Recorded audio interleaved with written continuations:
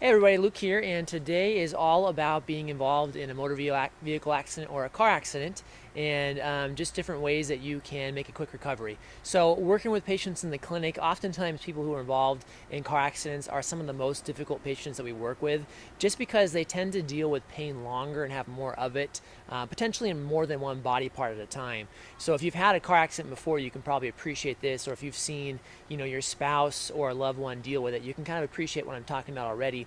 But oftentimes when you're in a car accident, the level of inflammation is just at another level than like a standard injury you might deal with, like a shoulder injury or a back injury or a knee injury.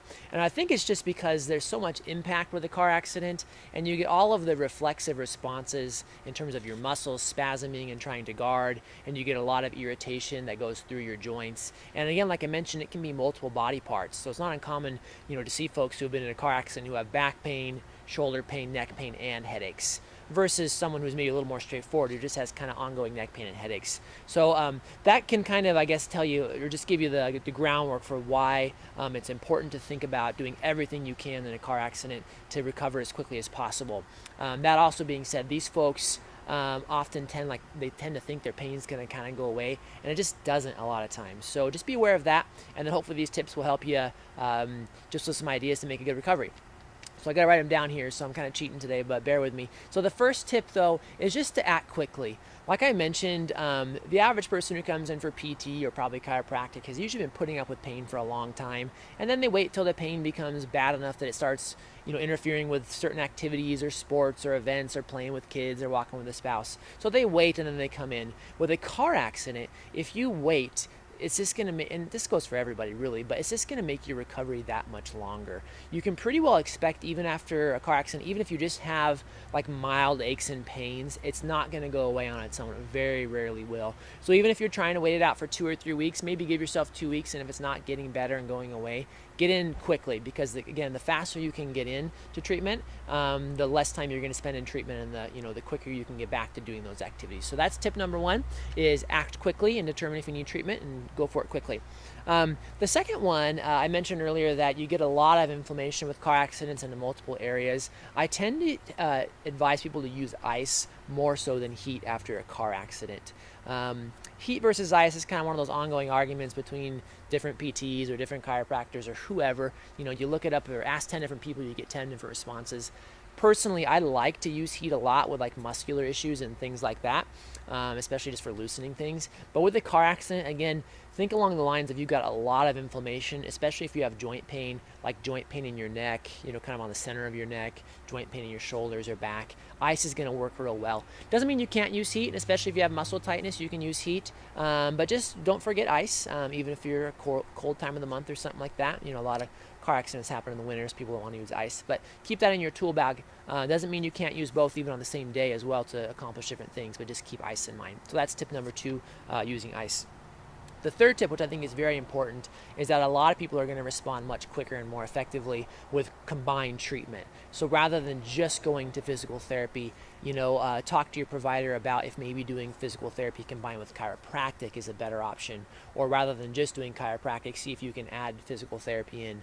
Other options, of course, for that are things like massage therapy, acupuncture, anything else along those lines that can be relaxing and meditative and just speed up the process. So again, keep in mind that you're dealing with an inordinate amount of pain, extra inflammation, and the more ways you can treat it all at once, the faster you're going to recover. So that's the third tip. Consider combination treatment instead of just doing one thing at a time. PT, oh, I still have some pain, let's go to chiro now. Oh, let's do this now. It's like just smush them all into one. Good. So tip number 4 then is consider using some anti-inflammatories. For me personally, again, I'm not a pharmacist, so I can't technically give you advice on anything related to drugs or food or anything like that. But I personally would go for a natural anti-inflammatory first, so along the lines of something over the counter that you might get at a supplement store. Things like turmeric, bromelain, curcumin, ginger, things like that. There's all sorts of varieties. You get like fish oil and things like that, potentially probiotics. So any of those natural things that could potentially assist in your level of inflammation, consider those. Again, they're most of the ones that I would start with are over the counter, so you can start with those. I'm personally not a huge fan of like ibuprofen and Aleve because I think they have some pretty serious side effects, but to each their own. And if you're using it on a temporary basis and it helps you, speed things along, I think that's totally cool. So if you're going to go the pharmaceutical route, of course, don't consult me on this video. Consult your pharmacist or your physician, and then if you want to go more the over-the-counter route, go from there. So that's number 4. Consider some type of an anti-inflammatory. Number 5 is a lot of our patients in the clinic will actually end up doing aquatic therapy for after car accidents. This is an especially true one for our folks who already have like existing pain or things along the line of chronic pain or fibromyalgia. So if you have any of those things and you're involved in a car accident, a lot of times everything just flares up all at once, and despite your best efforts, taking the previous 4 tips into account, you're doing everything you can be doing, you're trying to do this, you're doing that.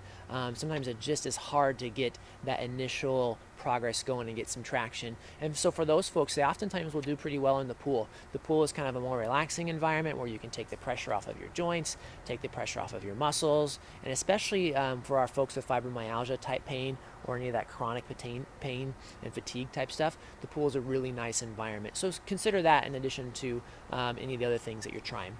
So those are your 5 tips. I'll run through them again. Act quickly. Don't wait too long with the pain.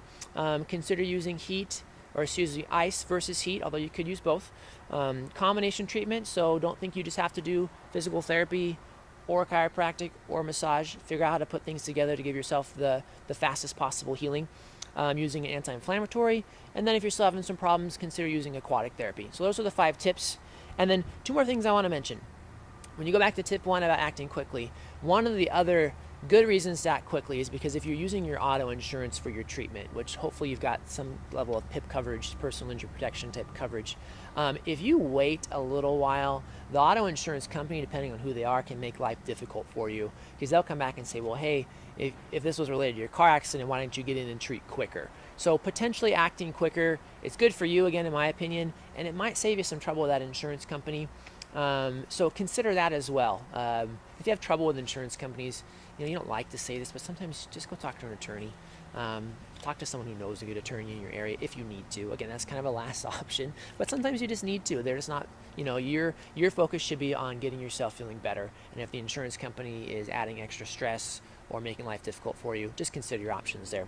And then second thing is, even if you're already working with, say, a physical therapist or a chiropractor, or both, or whoever you're working with, if you don't feel like you're getting the results that you need, of course, question them, and don't feel bad necessarily about getting a second opinion. Even if you're one of my patients and you want to talk to someone else, I think that's cool. It's fine. Don't feel too bad about it. Don't worry about our egos, because sometimes, maybe you're not doing everything, or maybe there's some different techniques that will work better for you. Within our clinic, we've got several different therapists. As I'm making this video, there's 7 of us right now. So within our clinic, sometimes we'll refer to each other, say, gosh, I'm kind of stuck with this person. Maybe you could try a different approach, because we all have different types of treatment options that we use, and sometimes some work better than others. So don't feel too bad about getting a second opinion, especially if you feel like you're stuck. And hopefully the rest of the tips will help you not get stuck in the first place, or help you get unstuck if you are feeling a little bit stuck right now. And I hope this helps out with you. If you're in a car accident, knock on wood, hopefully you're not. Or if you know someone who is, please feel free to share the information. So that's it for today. Please leave me a comment or question if you have them, and I will talk to you again soon. Thanks.